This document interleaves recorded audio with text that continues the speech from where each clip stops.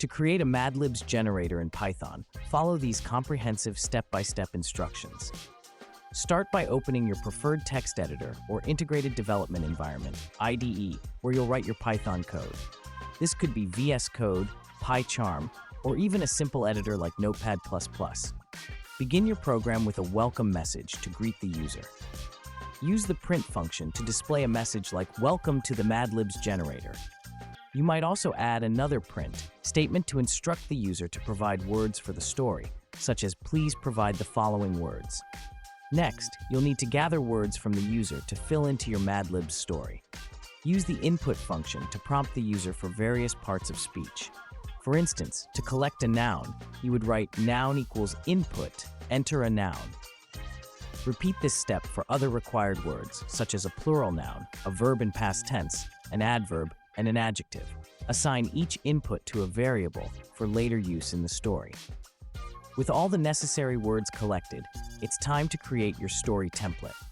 This template will be a string that contains placeholders for the parts of speech you've collected. You can define a multi-line string using triple quotes for readability, inserting placeholders like noun, plural noun, verb, adverb, and adjective, where you want the user's words to appear in the story. Once your template is ready, use the format method to replace the placeholders with the user's input. This method allows you to insert the values of variables into a string. For example, to insert the noun and adjective provided by the user, your format call might look like storyTemplate.format equals noun, adjective, adjective, adjective. Do this for all the placeholders in your template to create the final story.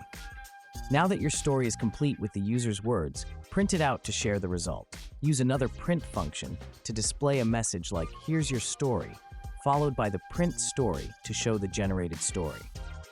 Finally, conclude your program with a thank you message to the user for playing your Mad Libs generator, such as "Thanks for playing the Mad Libs generator."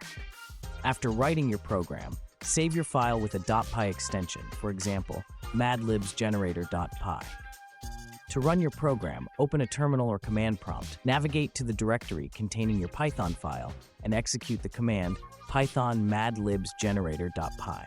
Follow the prompts to enter words, and enjoy the story your program generates.